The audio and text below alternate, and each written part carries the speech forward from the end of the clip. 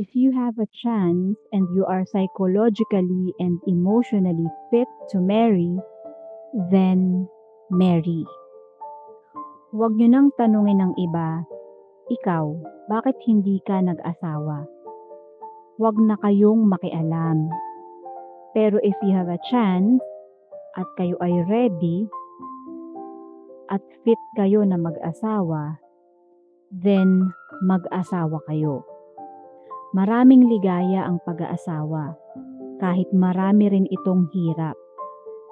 Kapag kwinenta mo, panalo ka pa rin kapag nagkaroon ka talaga ng isang married life and raise a child or children. Mahirap lang sa simula, pero malaking joy ang ibinibigay niyan sa inyo, lalo na kung mapag-aruga sila kapag tumanda ka, bagamat hindi yon guarantee.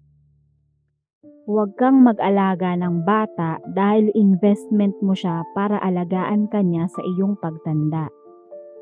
Hindi yon guarantee. Kung minahal ka ulit sa sukli, edi maganda. Kung hindi, may itinatabi ka sa sarili mo. Iyon ang importante. Proverbs 18 verse 22. Ang mabuting may bahay ay isang kayamanan. Siya'y pagpapala na si Yahweh lang ang may bigay. Baligtarin mo rin yun, ganun din sa husband. Mapalad yung mga tao na mayroong tiyan at physically at psychologically have a spouse. So huwag sayangin yun if you fall under that classification. Kahit ano pa ang hirap, mas matimbang pa rin ang pakinabang kung mayroon kang kabiyak. Ang sabi sa Psalm 127 verse 3, kaloob nga ni Yahweh itong ating mga anak. Ang ganitong mga supling pagpapalang mayroong galak. Kung minsan, mayroong mga ipinagbubuntis na bata in ways that are socially undignified. May mga unwanted pregnancies. May mga hindi inaasahan. Mayroong mga kung minsan na puwersa ng mga pangyayari.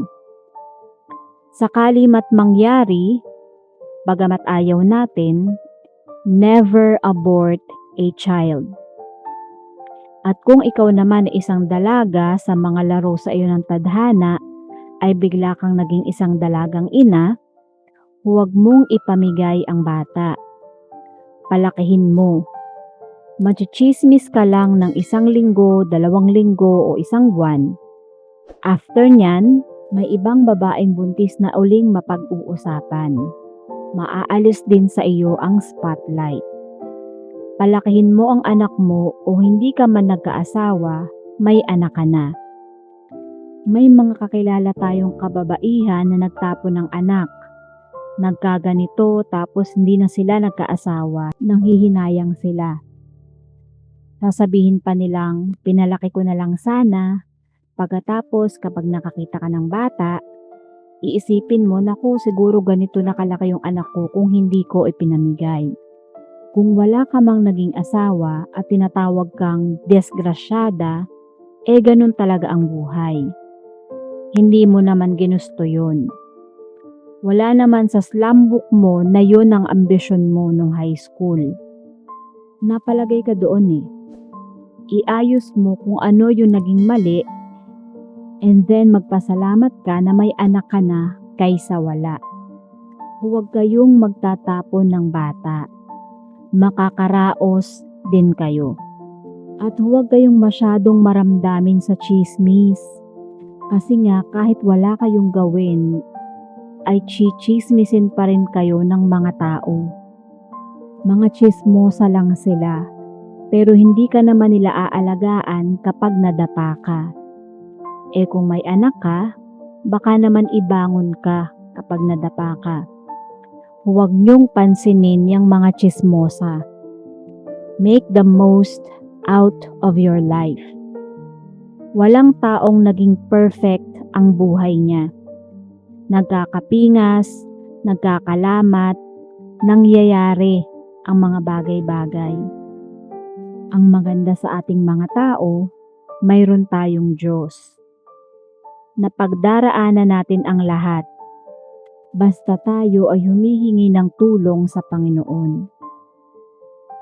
At huwag din naman tayong masyadong maging sentimental about it. Blessing pa rin iyon.